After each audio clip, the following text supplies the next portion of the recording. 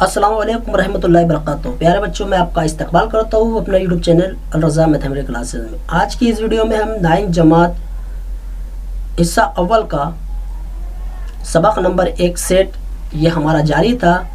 आज हम इस वीडियो में सेट के अक़साम और मश्क नंबर 1.2 और 1.3 का मुताला करेंगे।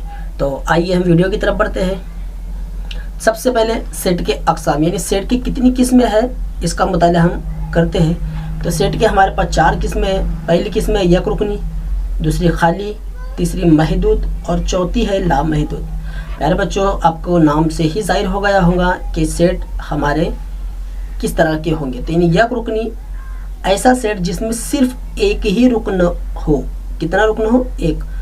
उस सेट को हम यक रुकनी कहते हैं। इस मिसाल के तौर पर a बराबर 2, a बराबर 2 यानी a ये जुफ्त मुफर्रत अदद का सेट है। तो जुफ्त मुफर्रत अदद सिर्फ वाहिद 2 ही है, 2 के अलावा कोई जुफ्त मुफर्रत अदद हमारे पास मौजूद नहीं है, इसलिए इसे हम यक रुकनी कहेंगे। खाली सेट यानी एम्प्टी सेट यानी जिसमें कोई भी रुकन ना हो, और इसे हम इस तरह से लिखते हैं या फिर फाइ से भी हम इसे बताते हैं। तो आइए इसकी मिसाल देखते हैं कि x जबकि x ये 2 और 3 के दरमियान तबई अदद है। अब आप अच्छी तरह जानते हैं 2 और 3 के दरमियान में कोई तबई अदद है नहीं है, क्योंकि 2 के बाद 3 ही आता है, इसलिए ये हमारा खाली सेट हो और इसे हम इस तरह से लिख सकते हैं। महदूद यानी जिसकी हद मुकर्रर कर दी गई हो, या फिर वो खाली सेट को भी हम महदूद सेट कह सकते हैं। यानी महदूद यानी जिसमें हम शुमार कर सकते हैं। क्या कर सकते हैं? शुमार रुकनों का हम कर सकते हैं, उसे हम क्या कहते हैं? महदूद सेट कहते हैं। आइए एग्जांपल देखते हैं। p जबकि p ये 1 और 22 के दरमियान 4 से तकसीम पजीर अदद है। यानी हमें पहले ही बोल दिया गया कि 1 और 22 के दरमियान में हमें कौन से अदद ढूंढना है जो 4 से तकसीम पजीर है। तो 4 से तकसीम पजीर यानी 4, 8, 12, 16, 20 ये तमाम के तमाम 4 से तकसीम पजीर है। और महदूद यानी जिसका उसका मतलब क्या होता है? जिसे हम शुमार कर सकते थे, यानी इतने नंबर और कोई है इनके दरमियान में नहीं है। लाह महदूद ये महदूद का पूरा उल्टा है। यानी इसमें हमने क्या कहा कि अरकान की तादाद महदूद होती है, इसे हम बता सकते आसान ज़बान में। महदूद यानी जिसे हम बता सकते हैं, और लाह महदूद जिसे हम बता नहीं सकते यानी जिनका शुमार हम नहीं कर सकते। n बराबर 1, 2, 3। पिछली वीडियो में हमने W यानी मुकम्मल नंबर, होल नंबर के बारे में पढ़ा था। मैंने आपको बताया था कि चारों के चारों लामहदूद सेट है। अब मसावी सेट क्या होता है? तो मसावी सेट जानने के लिए, मसावी यानी एक जैसा, मसावी मीन्स यानी क्या? एक जैसा। तो देखिए हम इसे एग्जाम्पल से समझते हैं, डायरेक्ट मिसाल से। पहला जो है हमारे पास एक फहरिस्ती सेट दिया हुआ है, इबारती सेट दिया हुआ है। a बराबर x जबकि x ये लिसन लफ्ज़ का हर्फ है, और b सेट दिया गया है y जबकि y ये साइलेंट लफ्ज़ का हर्फ है। तो आइए इसे हम सबसे पहले फहरिस्ती तरीके में लिखते हैं। हल में a और b में अरकान की तरतीब मुख्तलिफ है। देखिए आप देख रहे हैं हमने इसे फहरिस्ती तरीके में लिखा, लेकिन इसमें मौजूद जो अरकान हैं वो मुख्तलिफ तरतीब में तो हमें दिखाई दे रहे हैं, लेकिन दोनों में अरकान कैसे हैं वही है। अब किस तरह से? देखिए यहाँ पर l मौजूद है तो यहाँ पर भी l है, यहाँ पर I तो यहाँ पर भी I, S, S, T, T, E, E और N, N। यानी A और B के अरकान की तरतीब तो बिगड़ी हुई है, लेकिन दोनों सेट में वही अरकान मौजूद है, इसलिए ये A और B कैसे हो गए? मसावी सेट। तो आइए इसकी तारीफ किस तरह से? तो तारीफ इस तरह से रहेंगी कि सेट A का हर रुकन सेट B में हो, और सेट B का भी हर रुकन किस में मौजूद हो? A में मौजूद हो। तो इस तरह की सेट को हम क्या कहते हैं? मसावी सेट कहते हैं। आइए इसे अलामती सूरत में किस तरह से लिखा जाता है? इस तरह से, यानी A बराबर B। तो प्यारे बच्चों, मसावी सेट आपकी समझ में आ गया। दोनों सेटों में अगर अरकानों की तरतीब अगर मुख्तलिफ भी रहती है, लेकिन उसमें वही अरकान पाए जाते हैं, तो वो दोनों सेट कैसे रहते हैं? मसावी रहते हैं। आइए मश्क की तरफ बढ़ते हैं। 1.2 हमें पहला सवाल दिया गया है कि दर्ज झील में से कौन से सेट मसावी है और कौन से नहीं, वजह के साथ लिखिए। यानी हमें 3 सेट दिया गया है, तीनों सेट जो है हमारे इबारती तरीके में दिए गए हैं। सबसे पहले अगर हमें मसावी सेट जानना है तो इसे फहरिस्ती तरीके में लिखना है, और हम पिछली वीडियो में अच्छी तरह से सीख चुके हैं कि इबारती तरीके को फहरिस्ती तरीके में किस तरह से लिखा जाता है। आइए हम इसके जवाब की तरफ बढ़ते हैं। हल में सबसे पहले ए के लिए, तो ए की जो इबारत है हमारे सामने हम उसे लिखेंगे 3x नफ़ी 1 बराबर 2।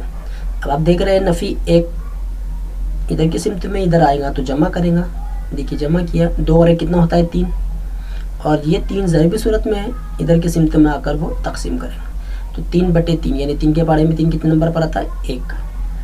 तो पहला ए x बराबर 1, हमें क्या हासिल हुआ x बराबर 1 हासिल हुआ।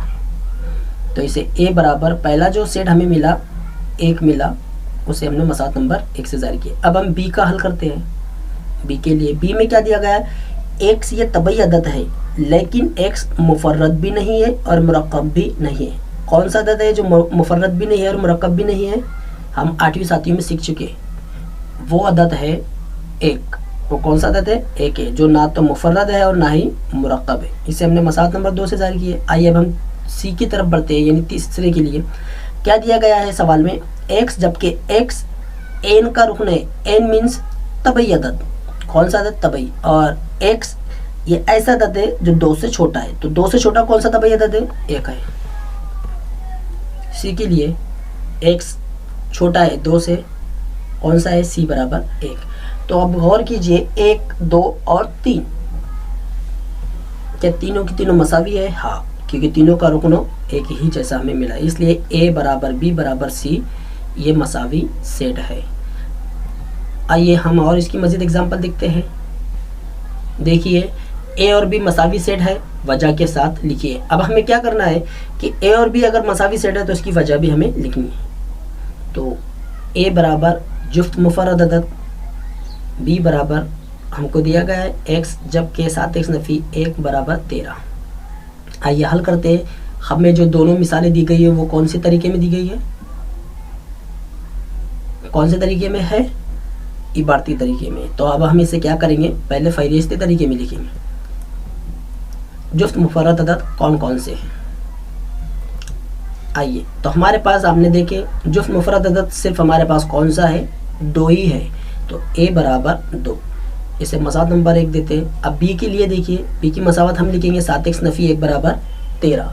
अब आप देख रहे हैं एक इधर नफ़ी की सूरत में, उधर जाकर वो जमा करेगा तो 7x बराबर 14। अब 7 ज़रबी सूरत में इधर की सिमत में जाकर तकसीम होगा तो 7 के पारे में 14 कितने नंबर पर आता है 2 नंबर पर, x बराबर 2, यानी b का जो सेट हमें मिला वो भी कितना मिला 2। 1 और 2 में जो रुकन हमें मिले वो कैसे है एक जैसे है, तो इसलिए a और b ये दोनों कैसे सेट है मसावी सेट है। इसकी वजह क्या हो सकती है, दोनों में जो रुकनों की तादाद है वो कैसी है यकसा है। आइए और एग्जांपल देखते हैं। तीसरा सवाल कि दर्ज झील में से कौन से सेट खाली सेट है, वजह के साथ लिखिए। अब हमें क्या तलाश करना है, खाली सेट तलाश करना है। 3 सवाल हमारे पास दिया हुआ है। आइए पहले सवाल का जवाब हम निकालते हैं। जवाब नंबर 1, सिफर और सिफर से छोटा तबई अदद नहीं है। सिफर और सिफर से छोटा तबई अदद, अगर यहाँ पर तबई अदद का जिक्र नहीं होता, आप अच्छी तरह जानते हैं तबई अदद 1 2 3 4 5 यानी गिनती के अदद यहाँ से शुरुआत होती है हमारी। और अगर आप किसी के जहन में ये सवाल आ रहा होंगे सर नफ़ी 1 नफ़ी 2 तो 0 से छोटे हैं, तो वो तबई अदद नहीं है। तबई अदद हमारे कौन से का से शुरुआत होती है 1 2 3 से शुरू होती है। तो सिफर और सिफर से छोटा तबई अदद कोई है हमारे पास नहीं है। तो ए ये खाली सेट है, इसे हम इस तरह से लिखेंगे। इसे हम मसावत नंबर 1 भी दे सकते हैं, लेकिन सॉरी हमें क्या बताना है कौन सा सेट खाली सेट है। तो हमारा पहला जो जवाब है हमारा खाली सेट मिल गया। वजह क्या है कि सिफर और सिफर से छोटा तबई अदद हमारे पास मौजूद नहीं है। बी दूसरा सवाल x कुव्वत 2 बराबर 0। अब यहाँ पर देखिए एक सिमत में मुरब्बा दिया हुआ है और दूसरे सिमत में सिफर दिया हुआ, तो सिफर का जज़र मुरब्बा क्या निकलेगा, सिफर ही निकलेगा।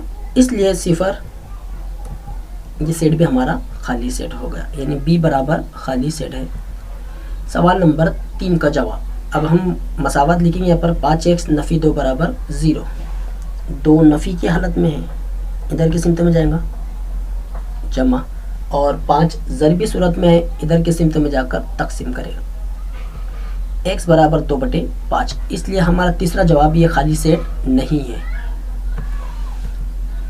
आइए ज़रा समझ ले वेन खाका क्या होता है। तो वेन खाका यानी सेट लिखने के लिए बंद शक्ल का इस्तेमाल सबसे पहले बरतानवी फ़िलोसोफर जॉन वेन ने किया, इसलिए ऐसी शक्लों को हम वेन खाका कहते हैं। तो वेन खाका क्यों इस्तेमाल किया जाता है?